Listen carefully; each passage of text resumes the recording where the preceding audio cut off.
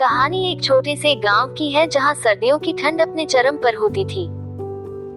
इस गांव में पहाड़ियों के बीच बसा हुआ लोग अपने छोटे छोटे कच्चे मकानों में रहते थे। गांव की एक बहू जिसका नाम राधा था, अपने जुगाड़ू दिमाग और मेहनत के लिए पूरे गांव में मशहूर थी। राधा की शादी को अभी 1 साल ही हुआ था। ससुराल में बहुत प्यार मिला, लेकिन एक समस्या थी। घर बहुत पुराना था और ठंड के मौसम में हवा इतनी तेजी से अंदर घुसती थी कि रात को सोना मुश्किल हो जाता था। परिवार में पति मोहन, सास, ससुर और 2 छोटे बच्चे थे। ठंड इतनी ज्यादा बढ़ चुकी थी कि सभी लोग बीमार पड़ने लगे थे। राधा ने सोचा, अगर ठंड से बचना है तो हमें अपने घर को बेहतर बनाना होगा, लेकिन हमारे पास पैसे नहीं है कि हम नया घर बनवा सकें। फिर उसने सोचा, क्यों न आसपास की चीजों से घर को मजबूत बनाया जाए। गांव के पास एक घास का बड़ा मैदान था।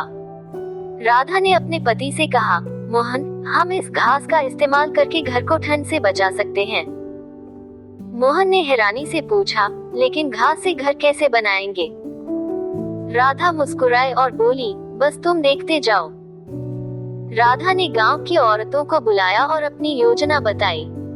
सभी को यह योजना मजेदार और काम की लगी। उन्होंने मिलकर घास काटनी शुरू कर दी। कुछ दिनों में घास का ढेर लग गया।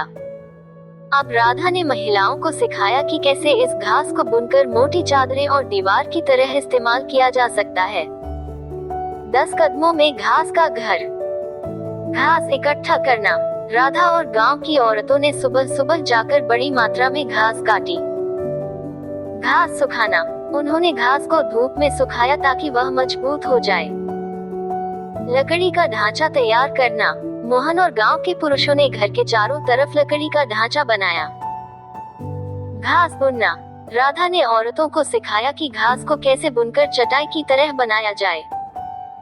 दीवारों पर लगाना। उन्होंने इस घास को घर की दीवारों के ऊपर लपेट दिया। छत को कवर करना। ठंड से बचने के लिए घास को छत पर मोटी परत की तरह फैलाया।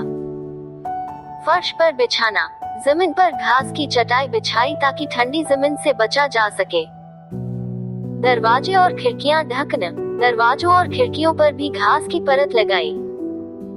मिट्टी और गोबर का लेप। घास की दीवारों पर मिट्टी और गोबर का लेप किया ताकि यह और मजबूत हो जाए। सजावट। अंत में राधा ने घास की दीवारों पर रंग बिरंगे कपड़े और फूलों से सजावट की।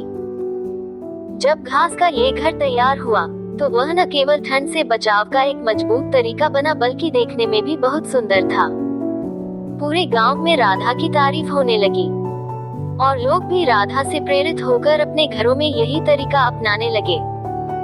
गांव का माहौल बदला। घास के घरों की वजह से गांव में ठंड का असर कम हो गया। लोग पहले की तरह बीमार नहीं पड़ रहे थे। राधा की इस पहल ने गांव में खुशी और आराम का माहौल बना दिया। इस कहानी से हमें ये सीख मिलती है कि संसाधनों की कमी हमें रुकावट नहीं बनानी चाहिए।